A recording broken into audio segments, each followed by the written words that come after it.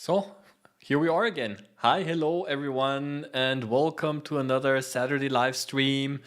Microbehunter here, all over here. Yeah, as always, give me a couple of seconds time because I'm trying to get everything sorted out here with the sound and the video and everything and the software.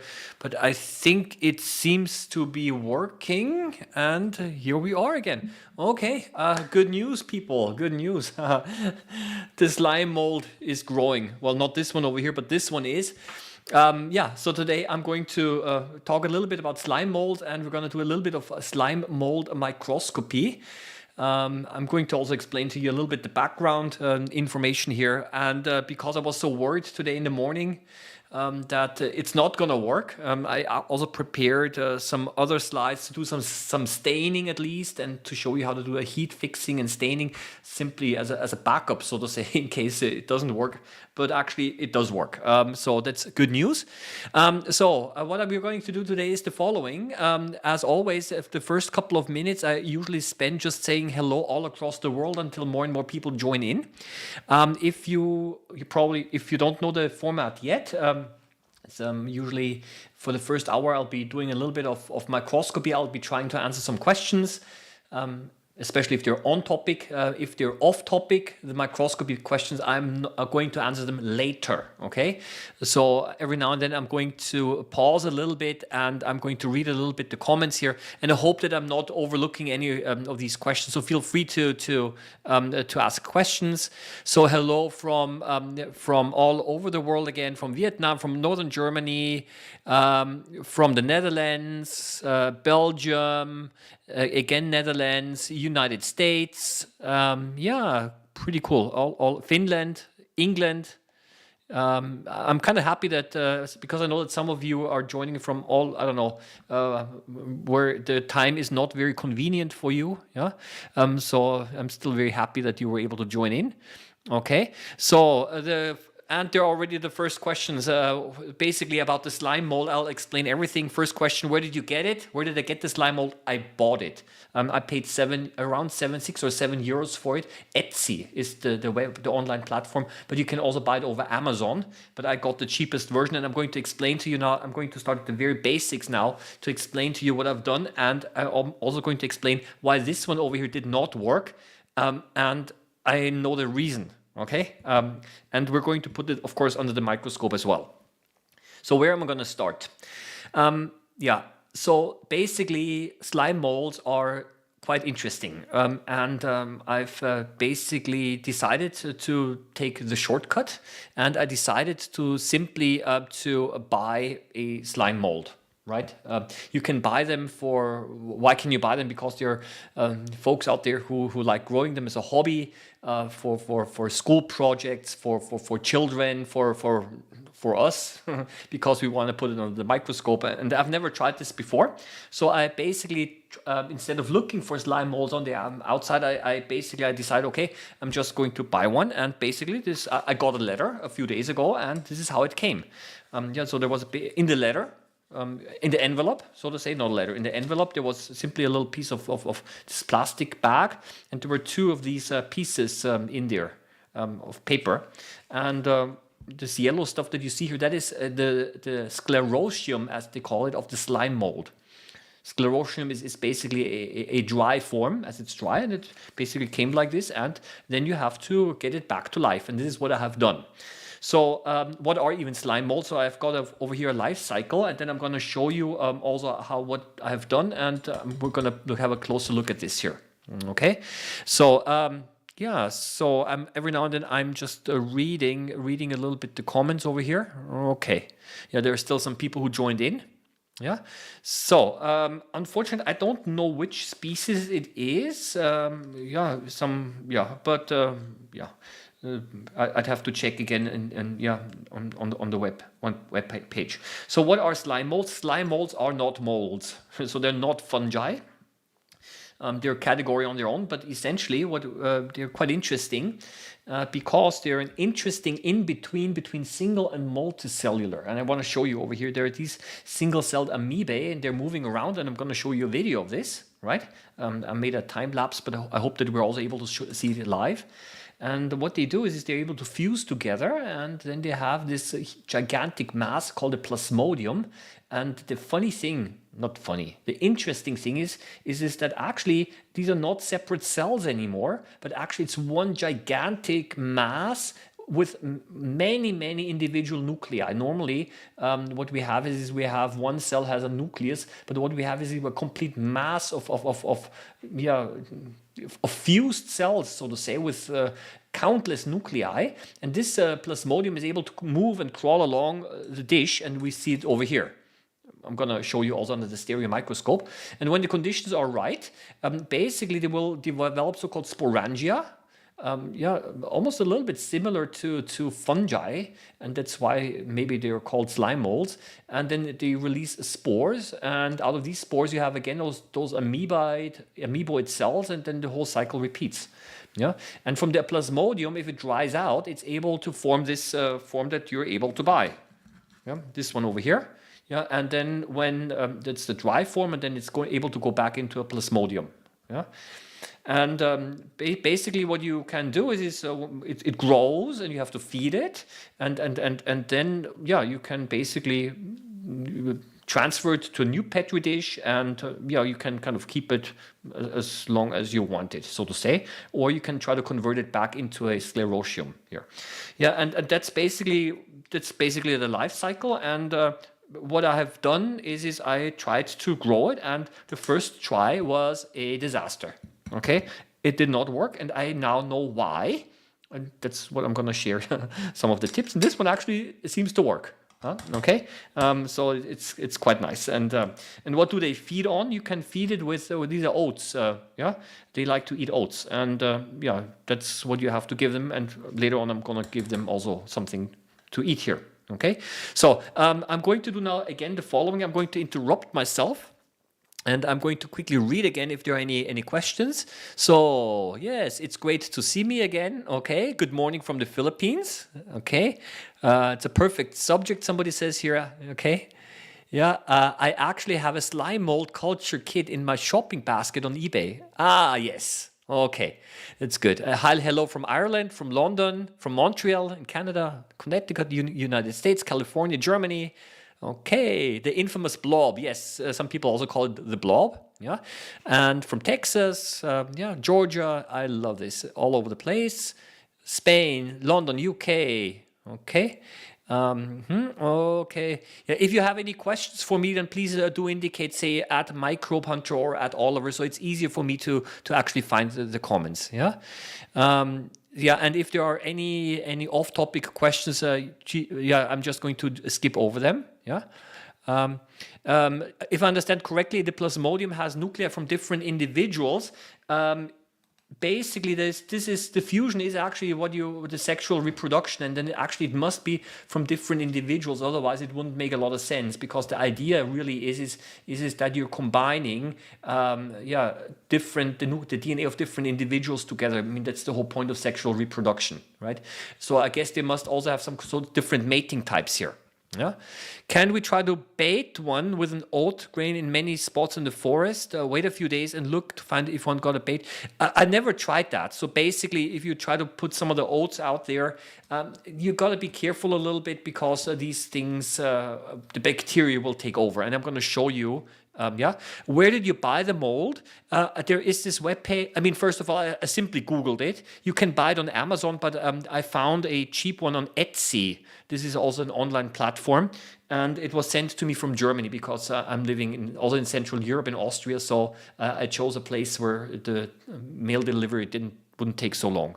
But actually, there's several places, and there are also some school supply companies out there who are selling those things for schools. So it's actually pretty easy to get, and sometimes they're even selling complete kits. Yeah.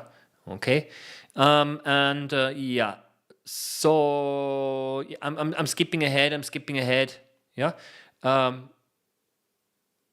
So Okay, there is this comment that sometimes the video feed is freezing. I limited it to 10K. Okay, so this is kind of, and this always used to work. Yeah. So, yeah. So what I'm going to do now is I'm going to quickly show you what I've done. Okay, and I've prepared a video here. And that's, I think, video 1 that I'm going to show you and I'm going to comment. No, that's the wrong video. The other video. So that's basically how I prepared it. I simply took a coffee filter, yeah, and 2 layers. And I cut it out, and then I realized that I have to cut it a little bit smaller. Okay, so yeah, I basically cut it a little bit smaller. So I took 2 layers. So, and I put it into a petri dish. I added some tap water. Okay, and so I've done this a few days ago. And now I've done something what you should not do. You're going to see it. I touched it to push out the air bubbles. You shouldn't do that because you're actually introducing bacteria now. So, and this is how it arrived. So I pulled out one of those little paper pieces with a dried plasmodium, it's called the sclerotium, and I put it on the center of the dish, right? Then you have to wait a few hours, and it's going to start going back to life. Yeah, and then there were also instructions for download, and what it said is you have to place an oat, and that's what I've done here, so that it touches the plasmodium, the sclerotium, but at the side. Okay, it will soak up the water, and then it's going to feed on that. And this did not work. Okay, and I will now. So now it's kind of repeating, and I will tell you why. Because I'm going to show this to you now.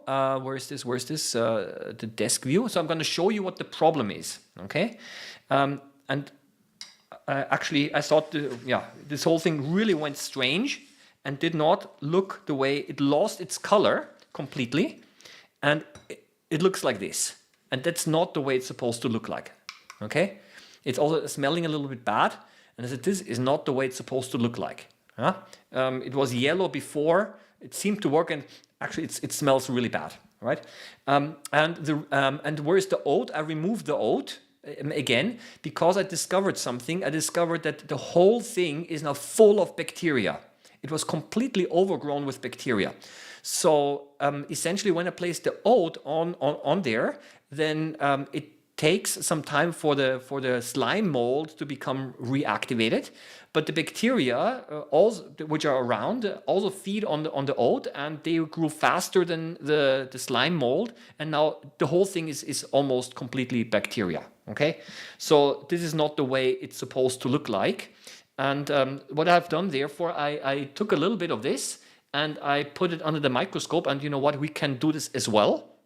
Okay, but yesterday I've done this also, and I just want to show you now the video of what I've seen, because this is what I saw here, and there's an arrow over here. So what you see over here, it's time lapse, 10 times faster. Those large cells here, that's the slime mold, and you see that they move around a little bit like amoeba. So it's still alive, the whole thing, but those tiny dots in the background here, these are all bacteria.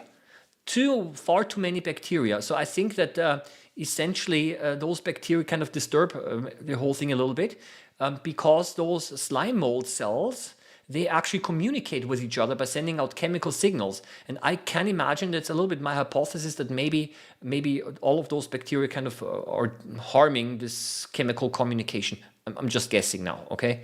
So this was a little stream of water. And that's basically in DIC at a higher magnification, all of those tiny dots in the background bacteria, but now you can also see the slime mold cells in time lapse 10 times faster, that indeed they're still alive and they're moving around. So what I've done is I removed the oat again, and I'm now waiting a few days, and maybe those slime mold cells are able to eat the bacteria, and maybe it's going to recover this culture. I don't know, right? But that is something that I have avoided in the second trial. I basically gave it a little bit of oat, but I removed it again. So to prevent the growth of bacteria, and as a matter of fact, it seemed to have worked. Okay, so let's again here. 84 frames dropped to 20 at this point. It's relatively high rate. Check, make sure the update hasn't changed the bit rate. Okay. Yeah, thank you for the comment. The thing is I'm going to quickly check because there is a video bit rate, 8,000 kilobits per second. 8,000. I had it at 10,000.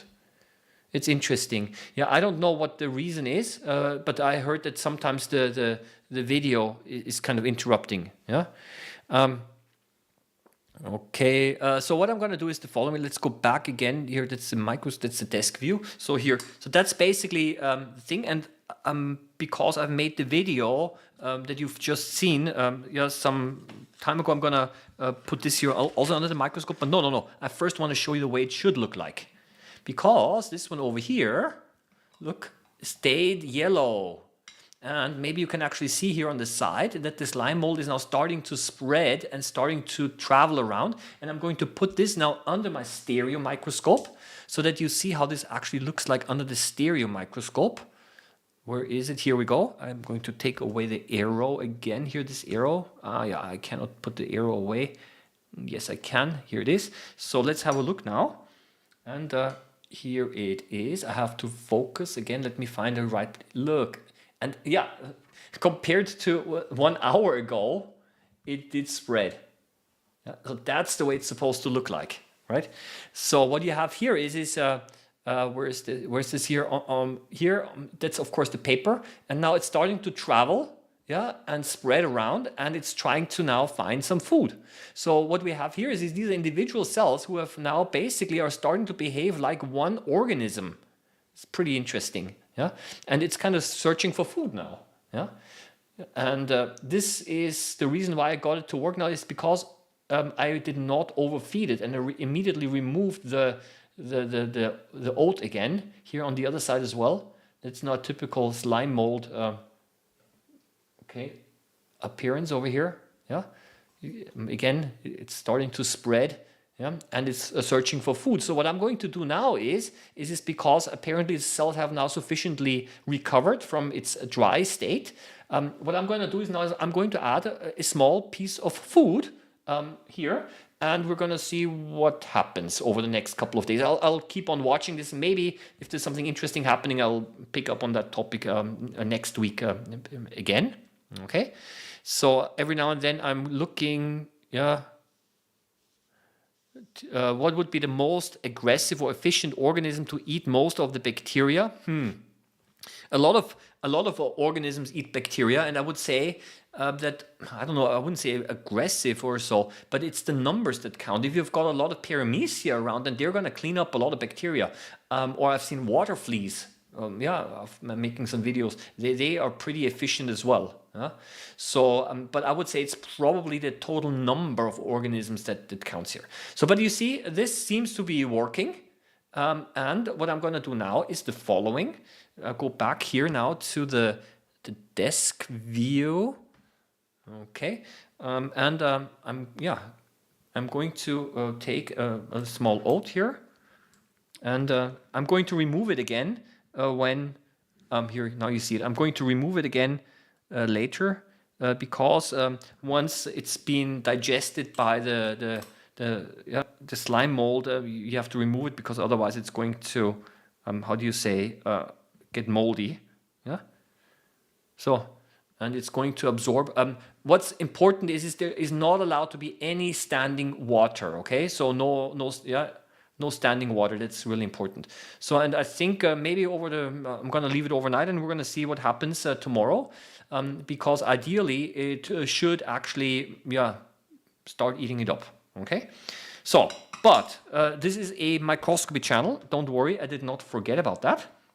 So what I would like to do now is I'm going to put this one here under the microscope, and I'm going to take a small sample from here and also put it under the microscope, simply to have a look, okay? And over here I'm expecting still a lot of bacteria, but maybe some of the slime mold cells are still alive. And because I don't want to take bacteria with my tweezers, because if I hurt myself, all these things, and I have to disinfect it and so on. So for this reason, I'm just using those toothpicks, disposable. They're not sterile. I'm well aware, of course. Yeah. And I just realized I don't have water here. So I'm going to take my pipette. Let's put a little bit of water. Yeah, here, some water. Okay. I think that's enough. Okay. And I'm going to simply take a small amount of this here. Let's move this up. Focus. Okay. And you always want to be careful generally with bacteria, obviously, because this, yeah. Let's take a little bit of small sample here. I don't know if I'm actually even got something here. Yeah, I got something on the tip. And we're just going to suspend it in here. Okay. Do I actually see some? Yeah, ooh, a lot. It's a lot. So this goes into the trash. And I have to put a cover glass on top. And then we're going to have a little look at this and hope, and that's kind of really, I did not check this now for a day or so. So I would like to actually know whether indeed there are still some living slime mold cells in there, and whether this culture is hopelessly lost or not. Always be careful with bacteria, okay? So I don't want to have anything spilling out, okay? Yeah, so that is quite okay. So I'm now going to put it into the microscope. Just a second, you need to see where is the... No, that's the wrong one. This one is the one. Where is the... Ah, yeah. Okay, let's turn it on. Here we go. Okay, so that's the 10 times objective. Yes. Okay. So what do we have here? We have a whole bunch of clusters. Let's move up with the magnification. Need to more light. Okay. Yeah, the excuse me, the liquid is still kind of streaming a little bit, so we have to look at. Let's go up here yet more. Here we go, and it's 40 times. And what we're going to do now is, yeah, we just have to. I mean, where is this? The arrow. Here it is. Yeah, so these are large ones here. These are, of course, the cells of the slime mold, and those dots in the background, bacteria, like far too many. And then we have to check a little bit if some of them are still moving, you know, or if they're all kind of dead already. Yeah. Yeah. Of course, some of them are floating away, being carried away by the stream. Yeah, but look at this guy here. This one over here. You see this? This guy seems to... yeah. Yeah. Ah, this one over here as well. You see, this one is moving. They are moving. So let me put this one into the center. So the slime mold is still alive, okay? At least some of the cells are. 60 times. Let's change the filter here as well. Okay, here we go. Yeah.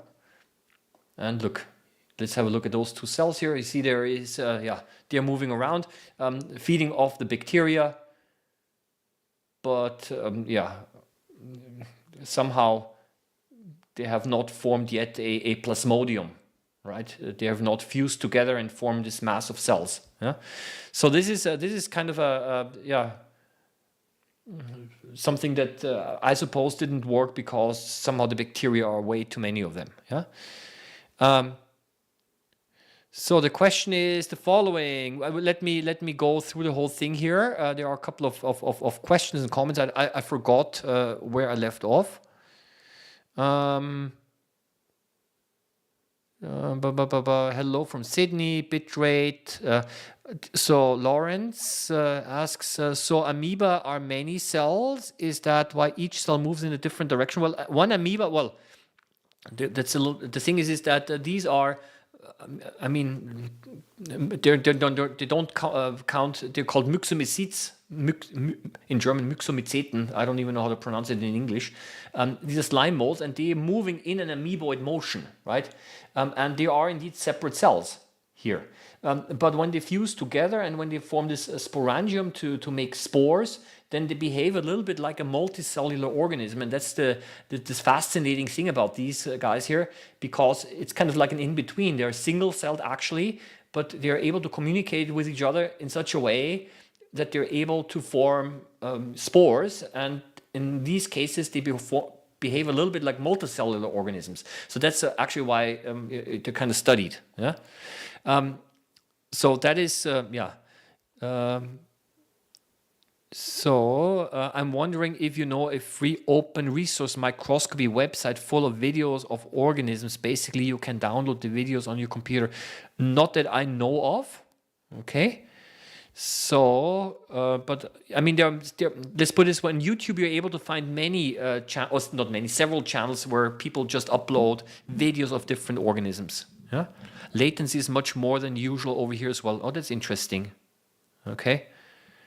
So there seems to be some kind of a network issue, maybe. Huh?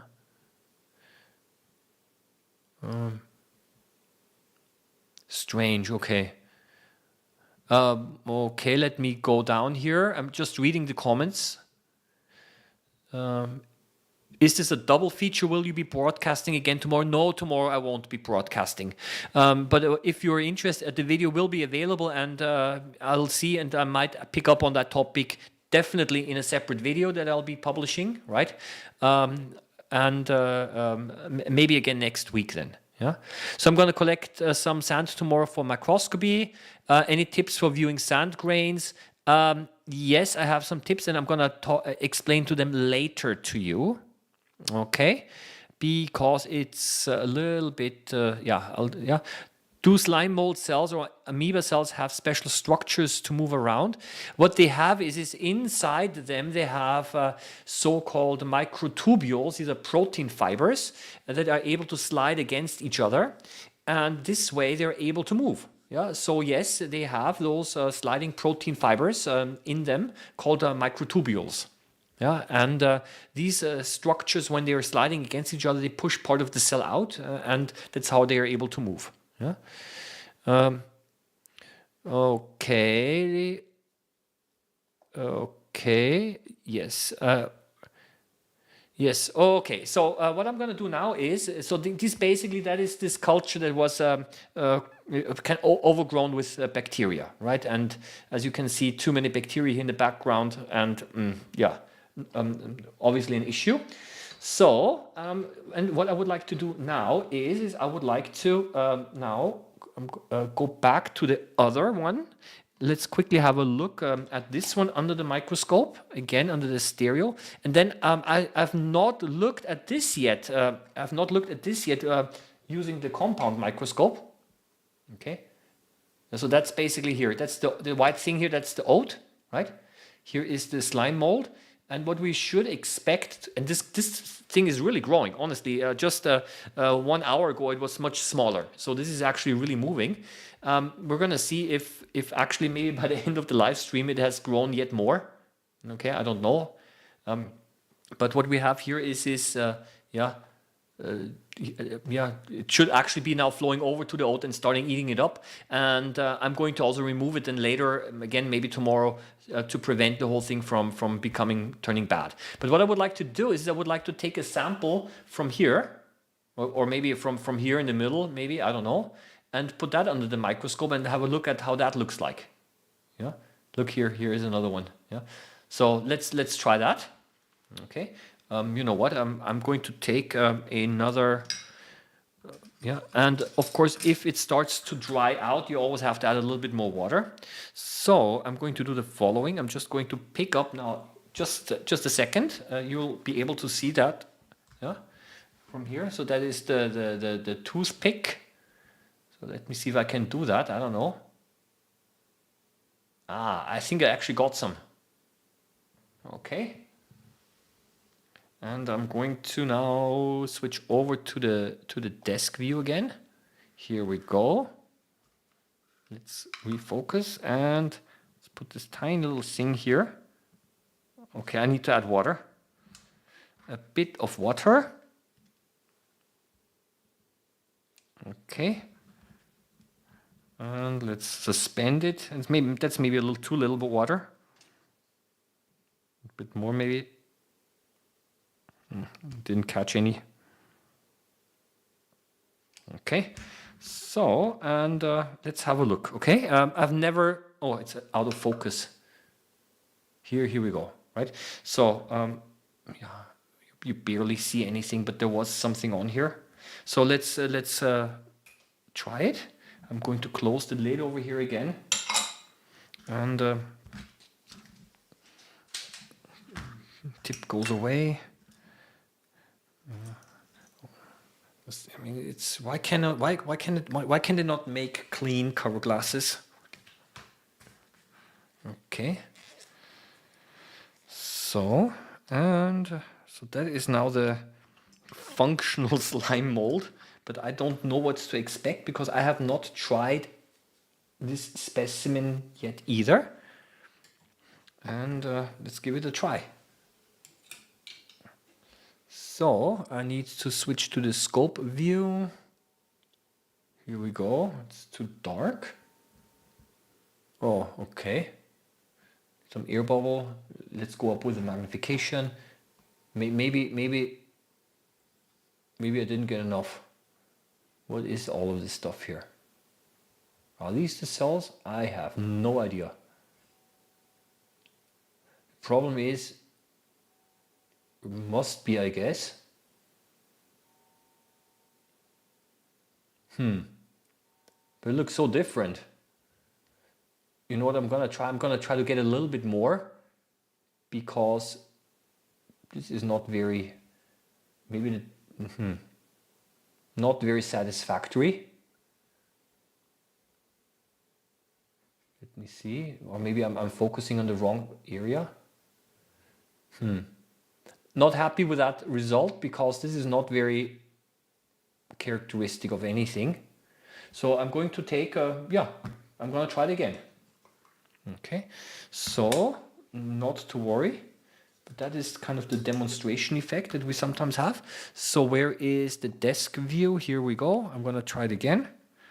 And now I'm going to take something off here.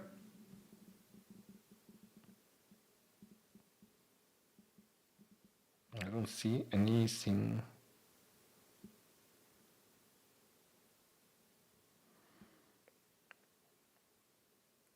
Yes, now I've got more. Yes, now I see something here. Okay, that's okay. Now it's definitely more. Let's have a look. If this is a little bit more successful. And I'm just going to take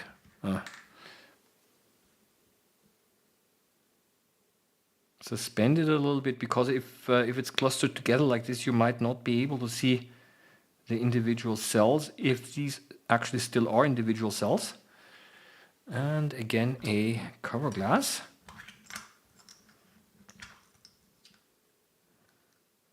Okay, and it goes on top here, and let's have a look.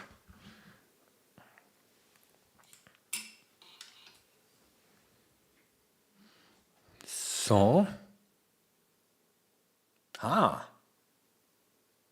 okay.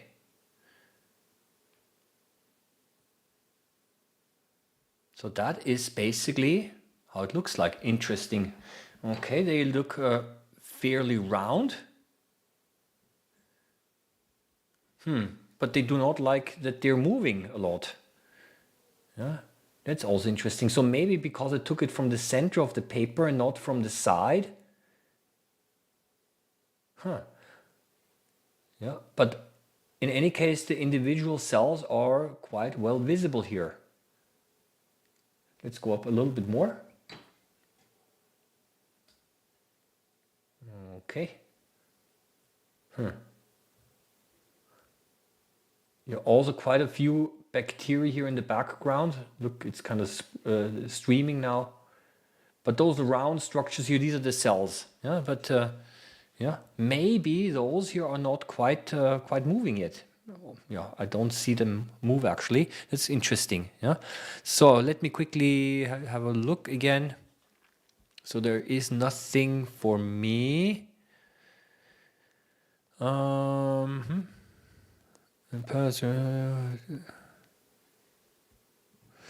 So won't this damage the slime mold structure? So generally what I heard is, and if you have enough of the slime mold, you simply can scratch off some of them and it should work. Yeah. Are there cells embedded in a polysaccharide? It looks like it, like in a certain slime layer, which and slime usually is a polysaccharide. Yeah? So what we have here is, look, again, so many bacteria here in the background. Yeah, all of those tiny things here. So that's kind of fascinating to see as well. Yeah, yeah. So the bacteria also multiplying here. Look at this here.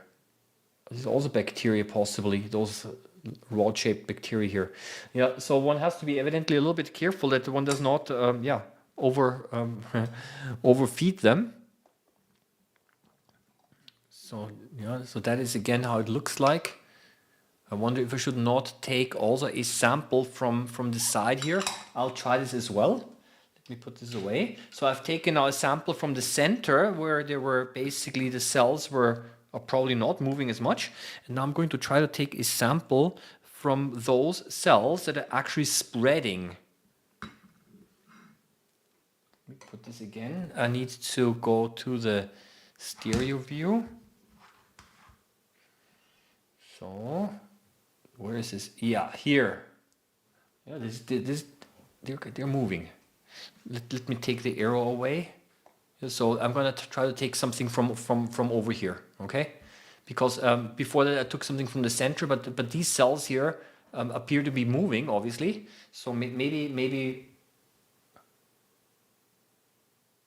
this is gonna be difficult. Just a second, I'm gonna quickly disappear.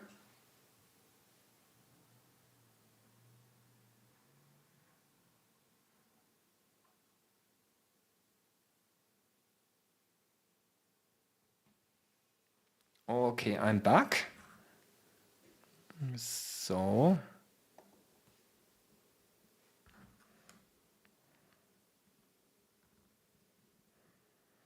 okay, again a little bit of water maybe.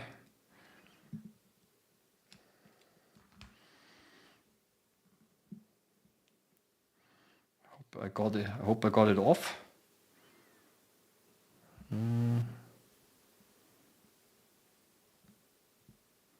So, I don't know. This does not seem to be a lot.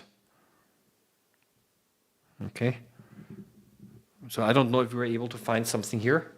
I'll give it a try in any case. What time is it? Okay. Otherwise, we're just gonna leave it and we're just gonna move on to the next topic, where I would simply like to show you some staining techniques.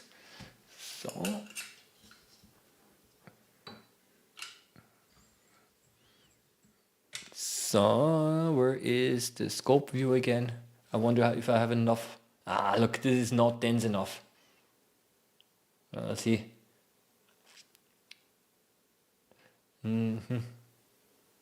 Yeah, again, same problem as before. I probably couldn't catch enough. Probably couldn't catch sufficient cells. What we do see in the background again are those tiny dots, which are bacteria.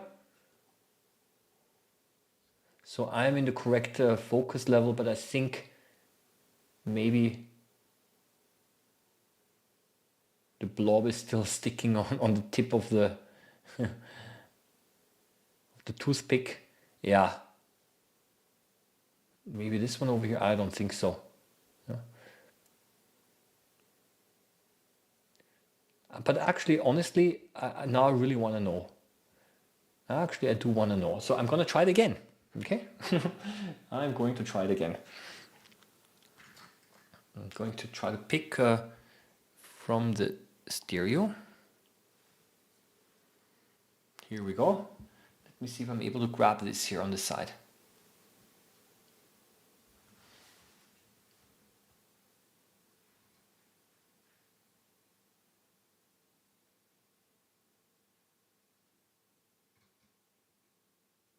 Yep, it's on here. There is something on here.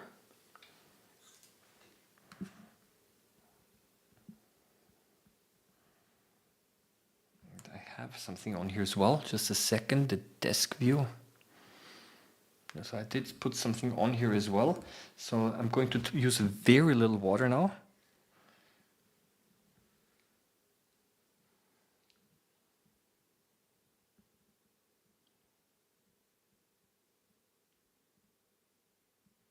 And I'm going to not put a cover glass on top because I do not want the cells to be spread apart too far. Let me just see, because a cover glass will spread everything apart. So but maybe I'm going to see something here. It's too bright. It's still. It's really fascinating that this is so difficult to find.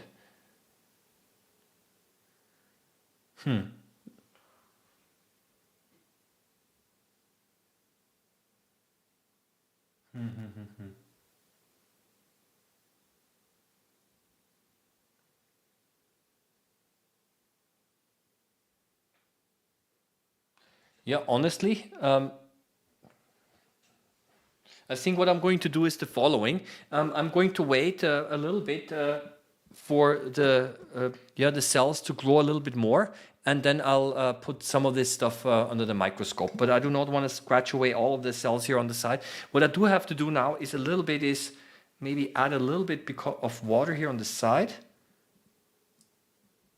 Okay, simply to give it back some moisture because it's starting to slowly dry out again. Okay, but the water should not be standing. But I think that's gonna be fine. Okay, so you know what I'm gonna do? I'm just going to leave it at that right now, and I'll report back. Okay, just wanted to maybe in a short time I'm going to look at this again to see if it spread yet further. But for right now, I'm just going to leave it there, and I would like to give me a few seconds here to quickly read. Is it a good specimen for phase contrast, especially with plenty of bacteria? Yes, it is. But you know what? Did I not show it? I showed you the video in phase contrast, right? Gee, but I did not show you. The live view in phase contrast. Yeah, thank you for reminding me. Then we're gonna do this as well, because why not? So I'm going to now use this one here because it contains a lot of bacteria. Okay, so and I want to keep the other one reasonably healthy. So I'm going to do now the following. Let's take here a small sample. That's a lot, way too much. Okay. So, oh, you didn't see it here. That's here. And water.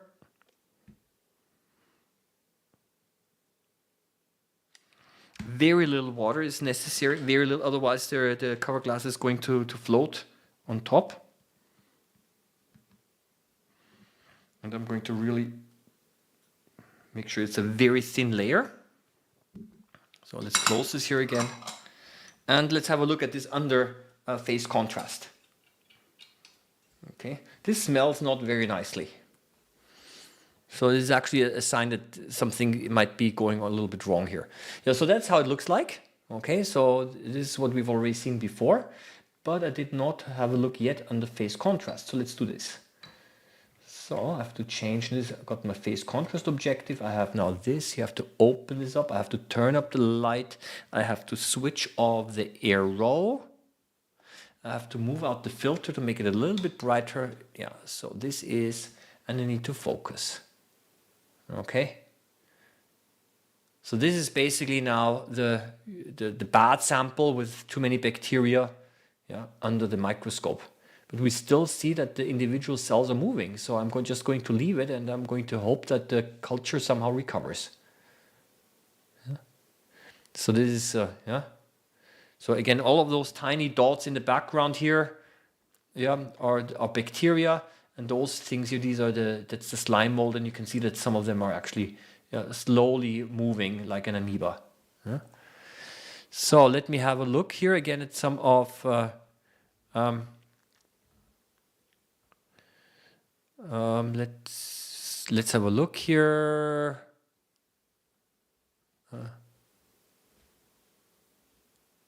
Okay, so there seems to be some streaming problems. I don't know why. Okay, so there's a nice field guide available. Yeah. Okay. So what I'm going to do now is I'm going to that's no dark field. I'm going to now do a little bit of staining, and basically of the same cells, just to show you. What time is it? 45. Yeah. So that's enough time. So I remove this here. Okay. And let's have a look now at maybe do the bacteria eat the slime mold, or it's basically the slime mold should eat the bacteria. So that's actually the way it should work. From time to time, we have to push live to avoid. I don't know how many of you are actually having a stream a problem with the stream. If it interrupts, I don't know. What I see over here is, indeed, 31.8% of the frames are dropped, and I don't know why. Okay, so this is really interesting. I see down here that I have 1,300 kilobps, and a third of the frames are dropped, and I don't know why this is the case. Okay, this is a pity, because I did not have this problem so often before. And as a matter of fact, it's that I'm not even able to reach the 8,000 K. Strange. Yeah, I have no explanation for this, unfortunately. Seems to be some kind of a network problem, which is a pity. So So what I would like to do now is I'm going to show you now. I'm going to move on. Because I got a new stain that I would like to show you. I would like to also show you something called heat fixing. So what I've done here is the following. This here is this bad culture, right? That I basically suspended in a little bit of water, and I basically allowed it to air dry. So it's the same. It's this one over here, right? The one that we just looked at. And I would like to do a staining. I want to show you how I'm actually staining it. Yeah. And yeah, I'm reading this here. It's strange. Okay. So and what I need to do now is I need to heat fix it, and I'm going to show you how I'm doing this. I need to really raise the camera here to get it out of the way of the flame. Because the cells which are now on here, I would like to add a stain which is very powerful. I got it new. It's called crystal violet. For those of you who know my stream, I like to always, in the past I always worked with Löffler's solution. We can also try that. But now I would like to try crystal violet, which is extremely strong. Okay. And so what I would like to do now is I would like to stain this. Now the thing is I cannot normally do not directly put the stain on the dried sample, because it would probably dissolve and wash the sample away. So what I have to do now is I have to heat fix it, and this means is I have to pull it through a flame, okay, and this will bake the cells to the glass slide. It's almost a little bit like when you are putting a frying an egg on in a pan, and then the egg starts to stick to the pan. The reason is because the proteins, they cross-link. So this is simply an alcohol burner. Why alcohol burner? Why not a candle? Because candles are they produce a lot of soot, right? And it's also as well here. But I have to. Yeah, here we go. Yeah, so that's enough. And the rule is that when you pull it through the flame, you don't want to overheat it, obviously, and you should still be able to, barely hold the glass slide. Yeah, this is enough. Okay, so that's enough. You allow it to cool down, obviously. I can put it on the cold on the cold Petri dish maybe. And then I have to add a little bit of this crystal violet solution, and because it's such a powerful stain, I'm going to put some tissue paper here, because otherwise it's going to stain the surface as well. And then I'm going to put a little drop of crystal violet solution on here.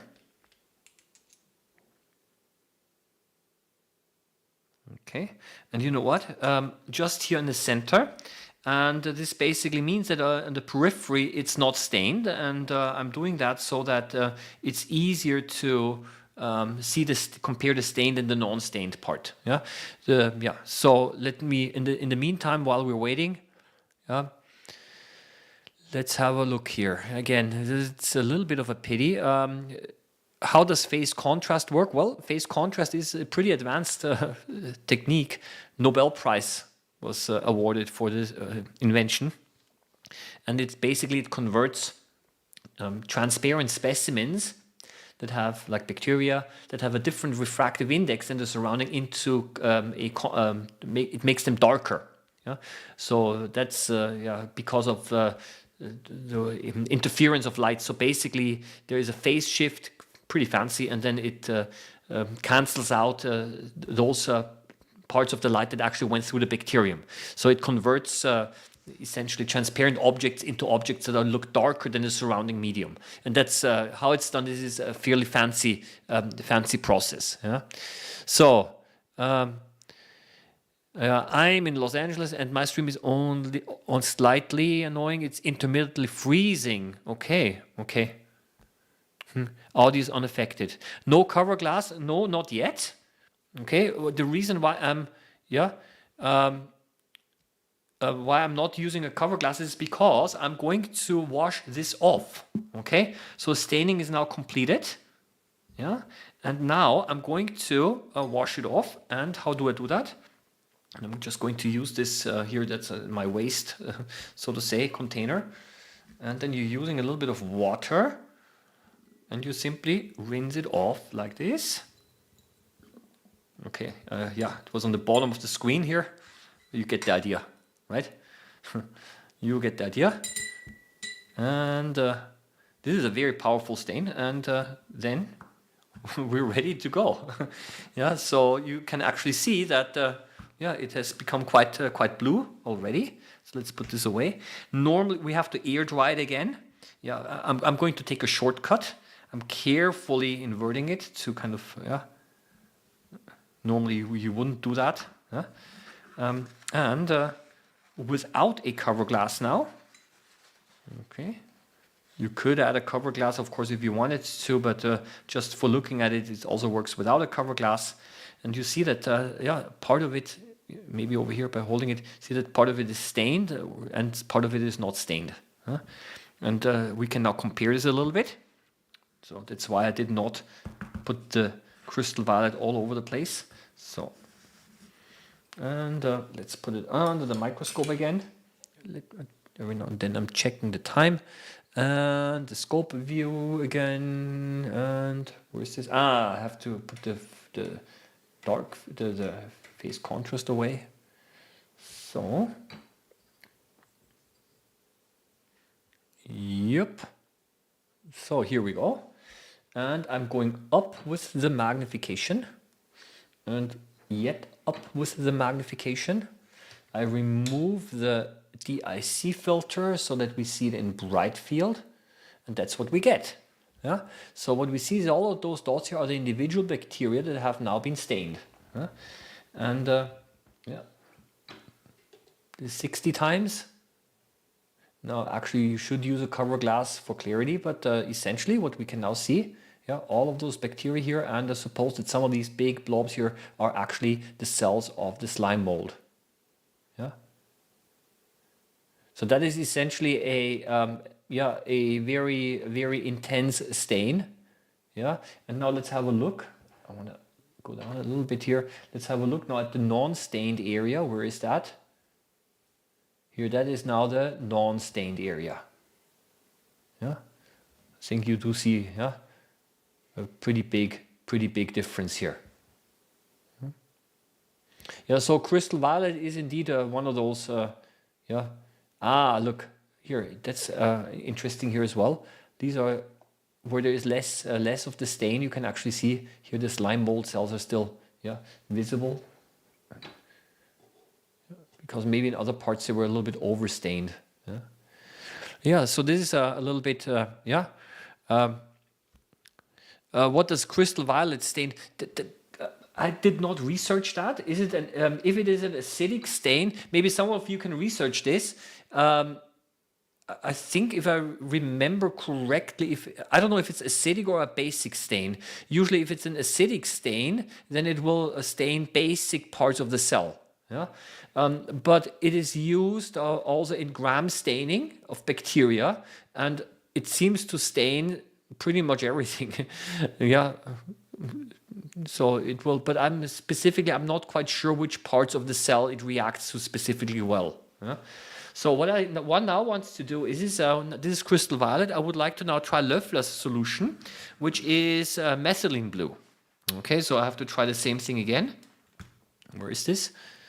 Okay, the desk view here. Let's try again. I've got another one here, another slide that I already prepared, and let's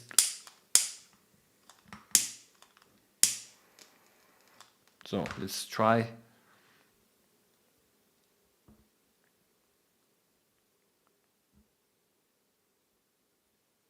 test. Yes, it's hot enough. Again, let's cool it a little bit. Yeah.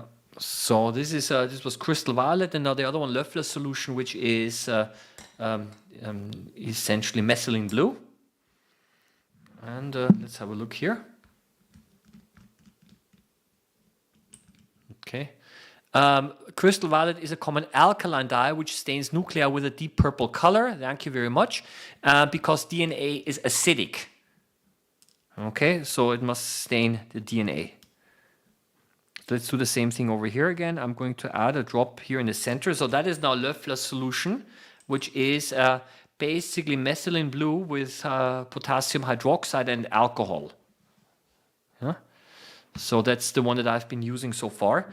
And let's give it again a minute or so for staining.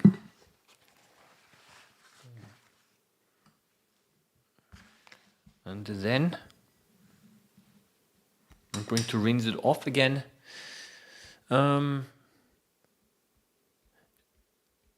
Or single-celled amoeba are expected to coexist with the plasmodium stage. I don't know if, honestly, I don't quite know. It could, if it's possible, if you already have a plasmodium and then the single-celled amoeba, if they're able to join in. Yeah, that would be interesting to know. Yeah. Can you explain gram-positive and negative? Yeah, the gram staining is actually a fairly traditional staining back in the day. And there are two types of, nowadays I would say gram staining is mostly used for educational purposes. I found gram staining when I did it at university very cumbersome. To give proper results, you have to basically harvest the bacteria at a certain stage, otherwise they do not stain properly and so on. But gram staining can be used to distinguish two different types of bacteria. Gram-positive bacteria, they have only one cell membrane and a very thick cell wall, and gram-negative bacteria have two cell membranes and a very thin cell wall. So that would be a distinguishing criterion. And there are certain essentially cells that are referred to as being gram-positive if they stain blue, and then gram-negative when they stain red. So under the microscope, you can then distinguish it, and this can be a very basic way of first step in identifying bacteria. But again, I found this to be very a rather a cumbersome way of actually staining. Yeah? So, but it is actually one of those stains where you can identify bacteria, for example, in a tissue. So, for example, people had problems when they got some tissue with an infection, and usually the number of bacteria was fairly small compared to the body cells. So sometimes it's difficult to actually see the bacteria because they're covered up with so many body cells, and then staining techniques actually help. Yeah. So let's have a look here. Okay. Again, I'm going to carefully. Yeah. Normally you don't do that because then you might remove the So, but I'm going to now put this under the microscope, and then we're going to see how this compares. So that first one was just a second. The first one, that is crystal violet. Still, that's crystal violet, and now this here is Löffler's solution. Okay. Ah, yeah. It doesn't seem to stain quite as intense.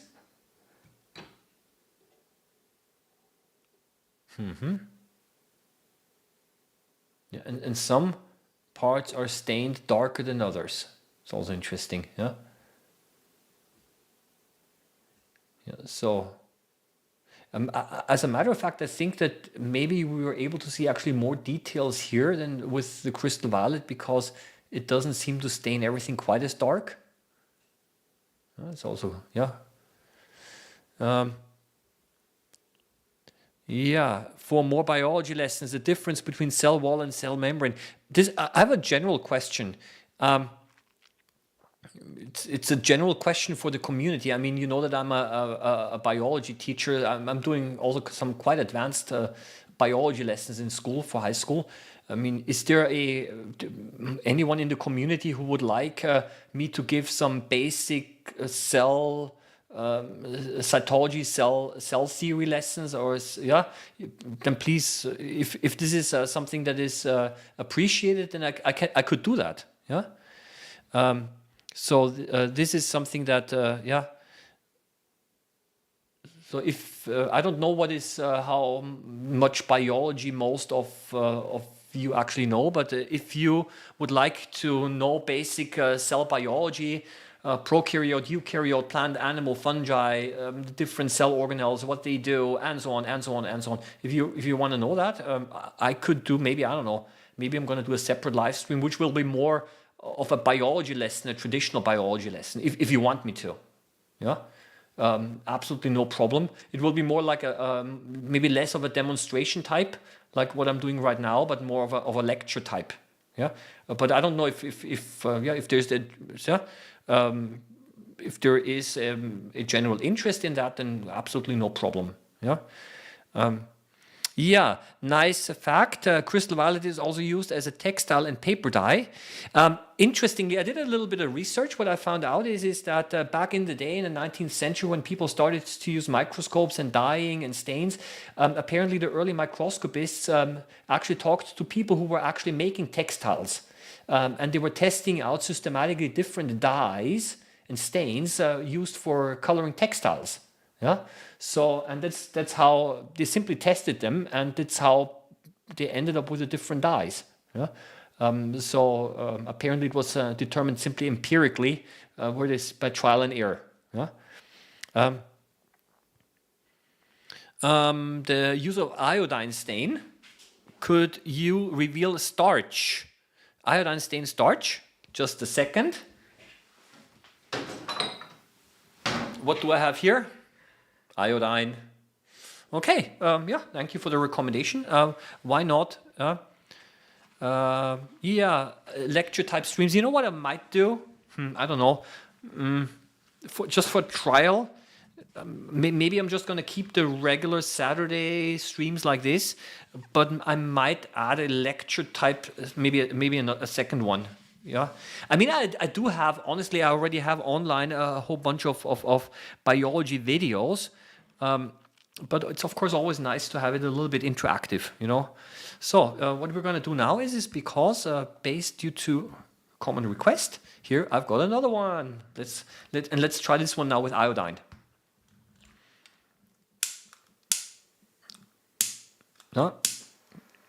Here we go again. Let's do some heat fixing.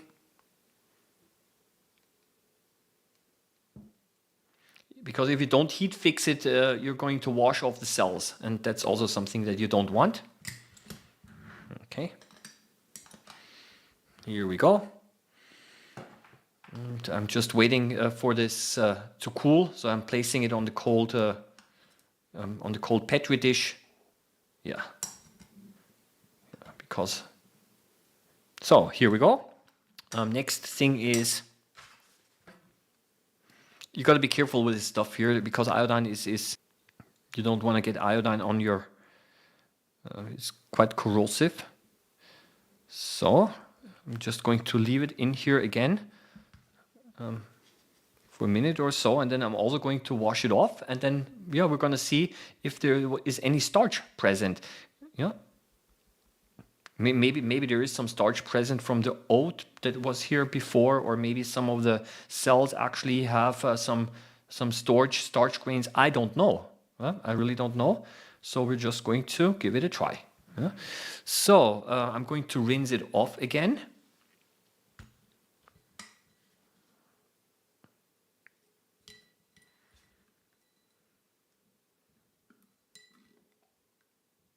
Okay.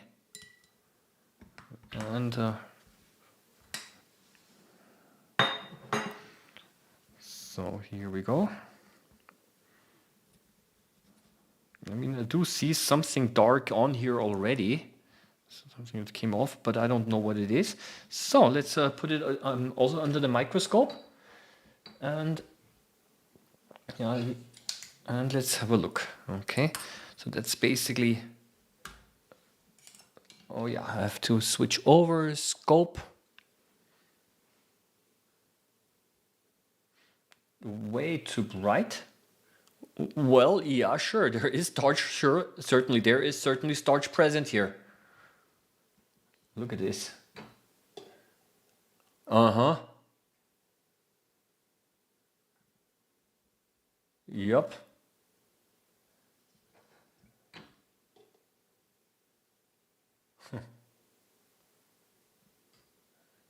That's quite interesting.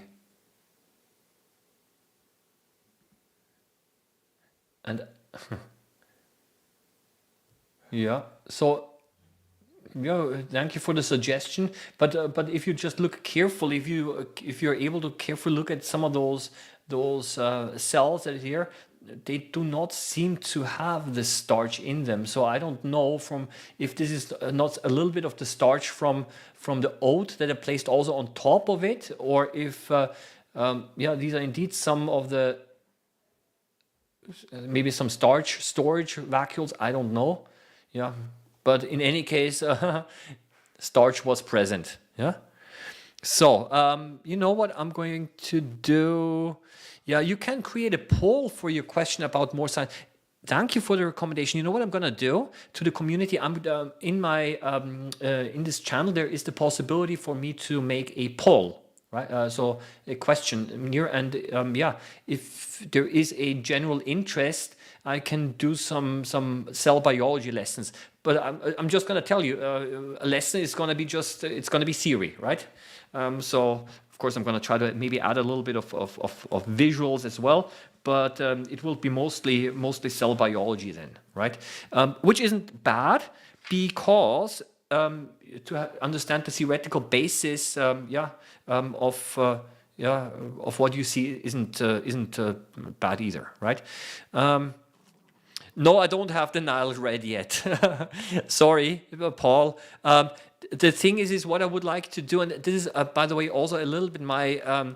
I've got it on my plan. I want to actually observe microplastics in the environment, and microplastics can be stained. However, with Nile red, you need also some UV light to make the microplastics visible. So this is also something that I have a little bit on my plan, and that would be kind of interesting also as a citizen science project where people all around the world you try to extract and determine the level of microplastics in your environment. So I think I'm now receiving again my questions. Wow, that's a lot of questions this time. Okay, thank you. Last week I asked a question of what Mrs. Microbehunter thinks of your hobby. You amusingly said that she tolerates it. Ever bought you a specimen to look at and find out what it is? Brought you a specimen? Actually, I don't. I, did she? I mean, I think you know what we've done already is yeah, a couple of years ago when my children were small, there was this tiny little dot on the skin of one of my kids, and we were kind of wondering what it could be. We were kind of worried that it was a tick. Yeah, this yeah biting, and so we actually put it under the microscope, and it was a tick. So in that sense, yeah, there was actually some practical use as well, where essentially we were able to see yeah that yeah, it was actually a tick that we had. I think that was pretty much the only one. Yeah. What's a counter stain? Counter stain. So basically, what you do is very briefly, it goes back to gram staining. In gram stain, you're staining the cells and then you wash them, and and then oh wow, thank you very much for the support. Thank you very much. And then you wash the stain, and then you with alcohol, and then in gram negative bacteria, the crystal violet is removed again. Yeah, so the cells turn up bright. And to make them still visible, you stain it with safranin, which is red. And then that's called the counter stain. Yeah. So you stain it first with crystal violet, you wash it. Gram positive bacteria keep the stain, gram negative bacteria lose the stain, they become transparent again, and to make them visible again, you make it red, and that's called the counter stain. Yeah. So thank you so much for your support again. This is incredible. Yeah. Thank you. By the way, the donations I'm collecting right now, I promised you that I'm buying slides, antique slides. I have not found any one of some slides of interest yet, but as soon as I find some, I want to buy some nice diatom slides. Then I'm going to share them again with you. Okay. So what I'm going to do now is I'm going to quickly go through through your questions. Okay, some of them I might have answered already, then I'm going to skip them, some of I might not. Are many cells? Well, essentially what these are amoeba, they're individual cells, and what they do is they fuse together to make this plasmodium. So here they're still individual cells, and here they're kind of fused together into this plasmodium stage. So I'm wondering if you know a free or open resource microscopy website full of videos of organisms. Yeah, no, not that I know of, but I do know that if I know a couple of YouTube channels where people actually upload simply the clips of the microorganisms that they found. For identification purposes, that's quite useful. Yeah, so that is the latency problem. Okay. Add some rotifers. Yes. Well, the rotifers, they need a little bit more water, I guess, and I don't know if they're going to be happy in this slime. Yeah. Yes, I don't know what the most aggressive or efficient organism is, but I would say that probably water fleas, water crustaceans are pretty efficient because they're quite large and they're able to filter quite a lot of water. Right. I think it really depends more on the number of organisms. Yeah. So I do not intend to broadcast tomorrow, but we're going to see. I'm going to put out a poll to see how many of you actually are interested in getting some theory. Okay. I wonder. I don't know. Should I if I do a theoretical lesson? I wonder whether I should publish it in the same channel or not. I don't know yet. Yeah. So sand. Looking at various samples that I had time look, seawater, yes. The Swift 380 is a pretty common one. I've also got it. Do slime mold cells or amoeba cells have special structures to move around? Yes, I already mentioned this. They have so-called microtubules, like many cells have, and they're sliding past each other, and this pushes part of the cell out. Yeah. I wonder why agar was not used to culturing the slime mold. You can use agar. The reason why I did not do it is because I wanted to keep it as simple as possible, and otherwise I would have had to cook the agar, pour the plates and so on, which is not a big problem, but I wanted to keep it deliberately simple, and for this reason I used the filter paper. So basically it was simply convenience. That's the only reason. But agar can be used as well. Yeah. Super interested, but can't watch right now. Okay. I think they might be embedded in the polysaccharide because every time when there's slime around, very often it is polysaccharide, but I'm not sure. Yeah. Yes, phase contrast I looked at. There's a field guide available. Thank you very much. By the way, can, I want to show you a book that I bought. Can you give me 10 seconds? I forgot it in the other room. Okay, I'll be back in a few seconds. Just a second.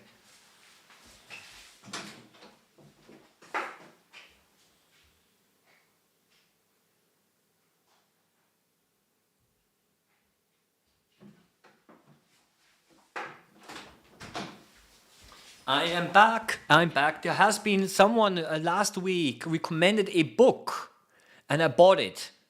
Okay, didn't get to reading it yet again, but somebody recommended a book. Thank you very much. Okay, it's called Safe Microscopic Techniques for Amateurs. Okay, and it arrived, and again, I did not start reading it yet, but it proves to be pretty promising. This book. Okay. Yeah. From Microscope magazine from the UK. That's an online website where apparently the author was contributing author to the website. And thank you very much again for the how do you say, recommendation. I bought the book. Yeah. So this is and I just want to pass on this the fact that this is available. Okay. So just saying. A good specimen. Is there a nice field guide available? Thank you very much. I will also have a look at this one here. What magnification do you look in? What I've been looking at up to maximum 60 times, 60x. Yeah. So 40 and 60 was the things that I was looking at. Yeah. Do the bacteria eat the slime mold, or is it a symbiotic relationship? I don't know if it's symbiotic. In nature, you often find symbiosis, but generally the slime mold actually eat the bacteria. Yeah. So, and in this case, because the bacteria were kind of overgrowing the slime mold, I've my doubts, whether the slime mold is so happy with that. Yeah. Too many bacteria will also push down the oxygen content. Yeah. Looks like a but I'm not sure if we have any wings to identification generally with a microscope is sometimes difficult. So it depends really a little bit on what level you want to identify it. But if you really want to identify it all the way down to the maybe genus or species level, you definitely, microscopes are not going to work. Yeah, you have to do some biochemical tests or even DNA tests. Yeah. Can you explore the bacterial membrane under the microscope? The answer is no. The membrane, a cell membrane, is way too small. It's you're just barely able to see it also with an electron microscope. Yeah, so and with a light microscope, it's not possible. Yeah. So phase contrast, I briefly mentioned this already. Is I would say this is a separate video. Yeah. I darkly remember, if you're interested in phase contrast, please check out my other channel. I have a second channel called Microbehunter Microscopy, which is the more technical channel where I basically talk about optics, do some microscope reviews and so on. Yeah, it's the side channel. Yeah. If you use a match, will you get sulfur? You can make indeed sulfur and phosphorus crystals if you burn a match on a microscope slide, and then you can see the crystals that the match will actually produce. Yeah, so this is possible. If you want to, I can also do a demonstration of this. Yeah. Okay, here's another book. Thank you very much. Yeah.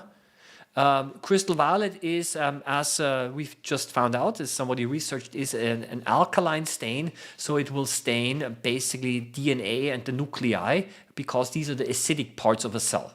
Yeah, aren't these rounded bodies digestive vacuoles? Could be.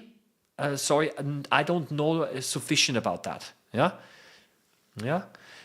You got it for the color. Okay. Single-celled amoeba are expected to coexist with Plasmodium stage. Yeah, again, I don't... let's put it this way. There is this rule of thumb that when I was at university, one of my professors told us, and I've been going by that. Yeah? If you can imagine that certain things might be possible in nature, that single-celled amoeba coexist with Plasmodium stage and so on, if you can possibly imagine that, then probably in nature it will be somewhere, right? If you look hard enough, it's somewhere in nature you're gonna find this, yeah, because nature is so diverse that pretty much everything that's meaningfully plausible, you're probably going to find somewhere. Yeah. So if we take this as a rule of thumb, then I have to say probably yes. Yeah. Simply because nature is so diverse. Yeah. Can you explain gram-positive and negative? I already did that. Two cell membranes, yes. Gram-negative bacteria, they have two membranes, an inner membrane and an outer membrane. Yeah. So what can you classify as a stain? Like what criteria does a stain need to have? Well, a stain needs, that's a very broad question. Let's put it this way. A stain needs to the point of a stain is to make things, structures visible that you normally would not see. Yeah, different stains are able to stain different parts of the cell depending on how they chemically react. Yeah, and so you can have a choice of a variety of different stains. So, for example, the iodine that we looked at, essentially the iodine stain was because we wanted to make starch visible. Yeah, so that was the criterion, and that's why we used the stain. Yeah, I should do a biology 101. Let's do a biology 101 series for adults. How is that? Yeah, why not? Yeah, okay. Yes, do bio-series of short videos for your library. That's possible. I had a high school biology 40 years ago. Yeah, why not? Okay. Yeah, basically, you know what? I think we're just going to give it a try. Why not just give it a try? But I have to forewarn you, it's going to be theory, right? So that's yeah. So what I'm going to do now is I'm going to have a look at a couple of more comments here which might have appeared during the last couple of minutes or not, but apparently there are no try to grow the slime mold directly on the microscope slide. That would be interesting, but I'm kind of worried that this might be difficult to do. I'm thinking because it needs moisture and microscope slides of smooth, flat surfaces. But then why not? If you keep the slide moist in a moist chamber, then maybe that would also be possible. Huh? Yeah, so thank you for the suggestion. By the way, again, thank you very much for the financial support. It's thank you very much.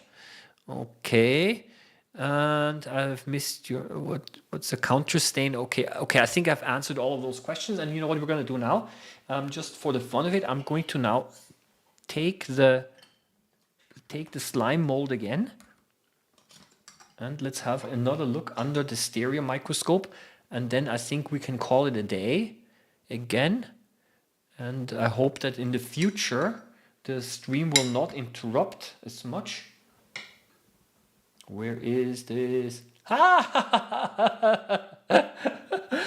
What do you see here? I love it. I'm happy. Look, slime mold is starting to eat. Yeah, within just a couple of minutes. Look what the slime mold is doing, right? If you joined in, let me move this here, the top one. Oh, isn't this great? So what happened? Look, let's turn on the arrow. Here's the arrow. This here, just a couple of, I don't know, half an hour ago, I put this oat, grain here on the next to it, right? And look what the slime mold is now doing within just a few minutes here. Look, it's starting to engulf the food and starting to take over the food. Yeah. So that is. So can you take a small piece and look under 600 times to see it move, grow? You know what? I'm gonna do that now. Okay. Because I want to know myself. So I'm going to take a small sample here. Yeah. And let's have a look here. Look, it's moving. This is the Plasmodium. Let's have a look at the other side. Here it's also, yeah, this is, yeah, but here it really, look, that's interesting. Look, it kind of separated from the others and it's like a separate entity now. Huh? So can I make a time lapse? Why not do a time lapse? Yes, yes.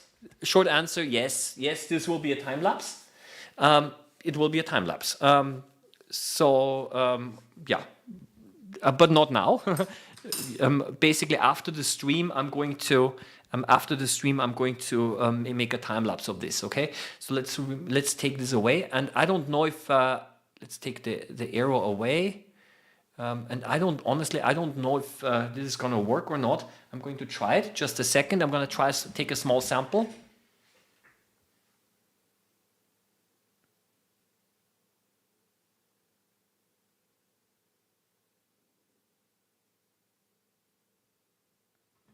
Okay, this is just a tiny amount.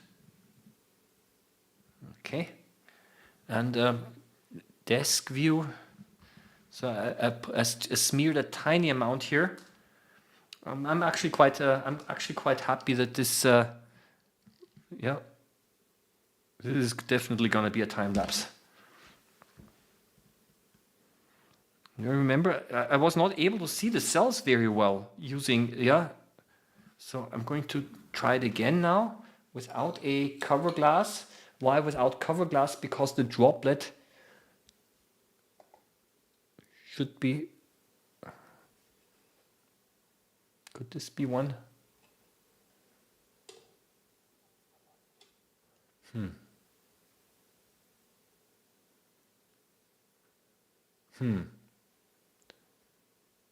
Yeah, it's interesting. But again, because it's a plasmodium, we do not see the individual cells anymore because they're fused together. So maybe that's the reason. Yeah, maybe that's exactly what we're supposed to see. We're seeing some fragments here. Yeah, but actually, the whole plasmodium itself is actually fused cells. And we're able not to see the separate cells anymore. So maybe that's exactly what we're supposed to have here. Yeah. Yeah. Let's go up a little bit with the magnification. It could be that all of this, these are basically just fragments of the plasmodium. Because, I wonder if this all, yeah, because in the plasmodium you have essentially, it's like one gigantic mass. And yeah, not individual cells anymore. And so maybe, again, I know I'm repeating myself, but maybe that's exactly what we're supposed to see. I don't know. This is no. It's a little bit risky. I have to be careful because I'm not using a cover glass. I don't want to make this like this more over here. Yeah.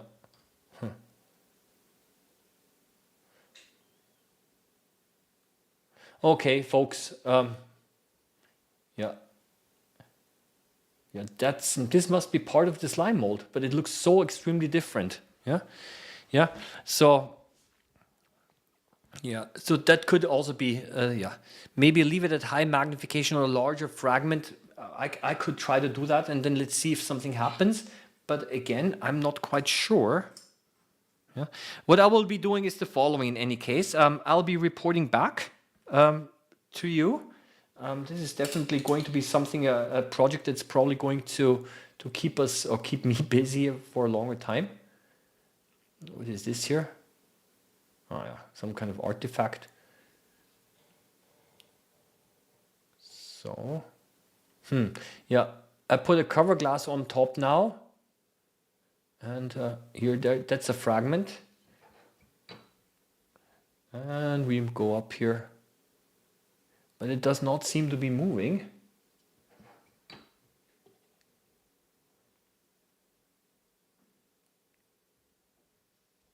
You see a little bit the flow of water around it. Let's do it like this. Yeah. I'll observe it a little bit. Yeah, the tiny bacteria in the background. Yeah, but essentially not a lot of movement. Maybe the whole thing, interesting. Yeah, so maybe mixing it with water broke it up. That could be indeed. Yeah. I'll quickly read through a few others, and then I'm gonna just say goodbye. About a thought regarding biology lessons, risking sounding a little arrogant, but I don't mind becoming it technical and complex. Simple stuff I can look up. Okay, fine, why not? If you want to, I'll dig out my university microbiology books and dive a little bit, do a deep dive. Okay. Beware, Oliver. It will try to attack you when you look at it. You know what's going to happen with those slime molds? They will indeed try to escape from the petri dish, and the reason is because they want to avoid those places where they have already produce wastes, right? Because they excrete waste products, and they try to avoid those places. So they always go to the place where there are no waste, where they have not been before, and that's why they're going to try to escape from the petri dish. Okay. So I'm going to, you know what, people? I'm going to leave it at that, folks. I'm going to make most likely a time lapse video of this slime mold over here, right? And then we're going to see where this takes us, okay? In any case, I'm kind of happy that within a short time it's already starting to engulf the oat here, right? So maybe after a short time later, the whole thing is going to be yellow. Okay, people. Thank you very much for having joined me. I'll report back as promised. I'll make a couple of videos as well. I've got plenty of other videos also on the channel, so if you're interested in microscopy, I wish you all the best. Watch out for the poll that I'm going to publish, but I'll probably try to do some biology lessons in any case. Yeah. Separate channel is very bad. Please just make playlist. Okay, fine. Thank you. Yeah. Good, great. That's fine. Yeah. That's good feedback. I wish you all the best. Okay. Bye-bye. Happy microbe hunting, and see you again in the upcoming video. Okay. Have a nice weekend.